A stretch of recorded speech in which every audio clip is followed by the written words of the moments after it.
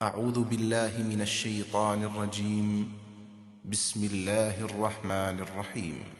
قل يا أهل الكتاب لستم على شيء حتى تقيموا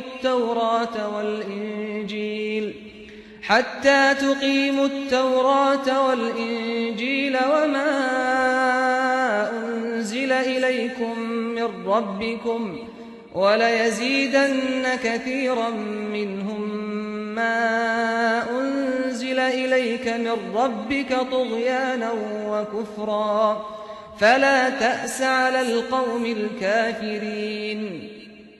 إن الذين آمنوا والذين هادوا والصابئون والنصارى من آمن بالله واليوم الآخر وعمل صالحا فلا خوف عليهم ولا هم يحزنون. ان سے صاف کہہ دو، اے اہل کتاب تمہاری کوئی بنیاد نہیں ہے جب تک تم تورات و انجیل پر اور اس چیز پر قائم نہ ہو جاؤ جو تمہارے پروردگار کی طرف سے تم پر اتاری گئی ہے، لیکن ہوگا یہی کہ ان میں سے بہتوں کی سرکشی اور ان کے کفر کو وہ چیز ضرور بڑھا دے گی جو تم پر تمہارے پروردگار کی طرف سے نازل ہوئی ہے، اس لیے ان منکر لوگوں پر افسوس نہ کرو۔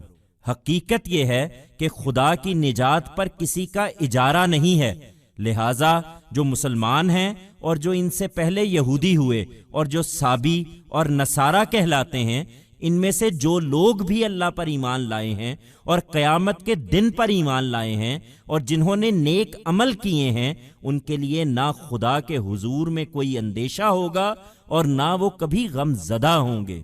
Tell them clearly, O people of the book. You have no basis until you diligently adhere to the Torah, the Gospel, and that which has been revealed to you from your Lord. But all that will happen is that what has been revealed to you from your Lord shall definitely increase the rebelliousness and disbelief of many of them. So, do not grieve for these disbelieving people.